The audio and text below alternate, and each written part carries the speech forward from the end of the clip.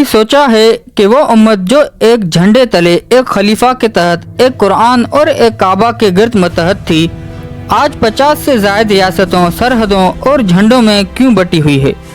یہ تقسیم کیسے ہوئی؟ یہ کون سا زخم ہے جو آج بھی تازہ ہے؟ آج ہم بات کریں گے اس خفیہ، خونی اور ناپاک سازش کی جس کا نام ہے معاہدہ سائکس پیکو، مسلمانوں کے پیٹھ میں مارا گیا خنجر۔ 19ویں صدی کے اختتام پر خلافت عثمانیہ، جسے یورپ والے دی سکھ مین آف یورپ کہتے تھے، دراصل مسلمانوں کا آخری عالمی نظام تھا۔ تقریباً 600 سال سے خلافت نے یورپ، ایشیا اور افریقہ کے بڑے حصے پر حکمرانی کی۔ حرمین شریفین اس کے تحت تھے، فلسطین، شام، عراق، لیبیا، مصر سب اس کے صوبے تھے۔ استنبول اس وقت دنیا کا دارالخلافہ تھا۔ امت کے پاس ایک مشترکہ شناخت، ایک مشترکہ قیادت اور ایک طاقتور فوجی اور روحانی مرکز موجود تھا۔ برطانیہ، فرانس، روس، یہ سب یورپی طاقتیں خلافت سے خوف زدہ تھی۔ کیونکہ خلافت کی موجودگی کا مطلب تھا کہ مسلمان کبھی مغربی نظام کو مکمل قبول نہیں کریں گے۔ مغرب کے لیے خلافت کو ختم کرنا ایک دینی، سیاسی اور تہذیبی جنگ بن چکی تھی۔ برطانیہ کے جاسوس، مشینری اور دانشور پوری خلافت میں گھس چکے تھے۔ یہ لوگ قوم پرستی، سیکولرزم اور لبرلزم کے بیج بو رہے تھے تاکہ امت ایک عقیدے کی بنیاد پر نہیں، قوموں میں بٹ جائے۔ 1914 میں جنگ عظیم اول شروع ہوئی۔ خلافت عثمانیہ نے جرمنی اور آسٹریا کا ساتھ دیا، جبکہ برطانیہ، فرانس اور روس مخالف سمت میں تھے۔ یہ وہ لمحہ تھا جس کا انتظار یورپ کو دہائیوں سے تھا۔ اب خلافت کمزور ہو چکی تھی۔ اندرونی بغاوتیں، مالی بحران اور جدید ٹیکنالوجی کی کمی، ان سب کا فائدہ اٹھا کر یورپ نے خلافت کے گرد گھیرا تنگ کر دیا۔ برطانیہ جانتا تھا کہ وہ خلافت کو براہ راست نہیں توڑ سکتا، اس لیے اس نے عربوں کو وعدے دے کر خلیفہ کے خلاف کھڑا کیا۔ برطانوی افسر تھامس ایڈورڈ لارنس، جسے ہم لارنس آف عربیہ کے نام سے جانتے ہیں، حجاز گیا، شریف حسین بن علی سے ملاقات کی اور کہا، تم خلافت کے خلاف بغاوت کرو، ہم تمہیں آزاد عرب سلطنت دیں گے، مکہ سے بغداد تک تمہاری حکومت ہوگی۔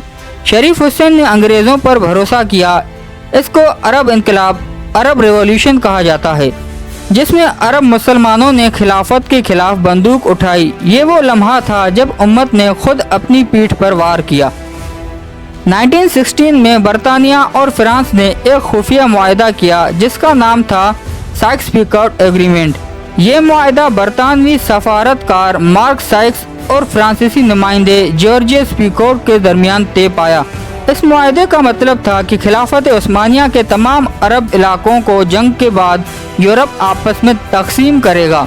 عراق، اردن، فلسطین برطانیہ کو، شام، لبنان فرانس کو، حجاز شریف حسین کو، مگر محدود خود مختاری کے ساتھ۔ یہ معاہدے مسلمانوں سے چھپا کر کیا گیا۔ عربوں کو آزادی کے خواب دکھا کر زمین انگریزوں نے بانٹ لی۔ 1917 میں برطانیہ نے ایک اور تاریخی جرم کیا۔ بلفور ڈکلیریشن کے ذریعے فلسطین کو یہودیوں کا وطن بنانے کا اعلان کیا۔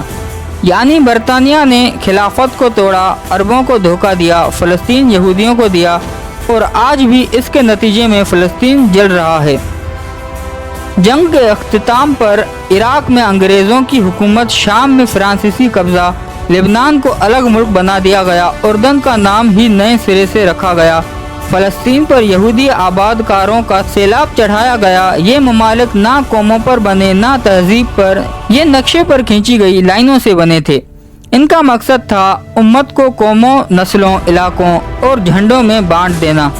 3 مارچ 1924 وہ دن جب خلافت کو ترکی کے سیکولر آمر مصطفیٰ کمال نے مکمل طور پر ختم کر دیا۔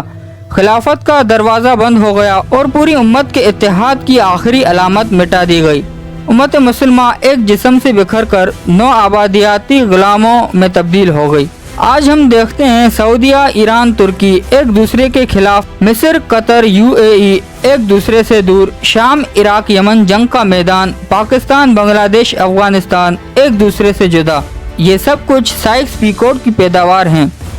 یہ محض تاریخ نہیں، یہ ایک کھوج کا حقیقت ہے جس کا اثر آج بھی ہماری نسلیں بھگت رہی ہیں۔ हमें ये जानना होगा कि उम्मत को टुकड़ों में बांटना दुश्मन का मंसूबा था और उम्मत को दोबारा जोड़ना हमारा फ़र्ज़ है। अब सवाल ये नहीं कि कौन कसूरवार था, सवाल ये है कि क्या हम दोबारा एक हो सकते हैं। याद रखें, जब तक हम एक नहीं होंगे हमारे दुश्मन हमेशा हम पर मुसलत रहेंगे। अल्लाह हम में समझ, हिकमत और इत्तेहाद अता फरमाए। आमीन।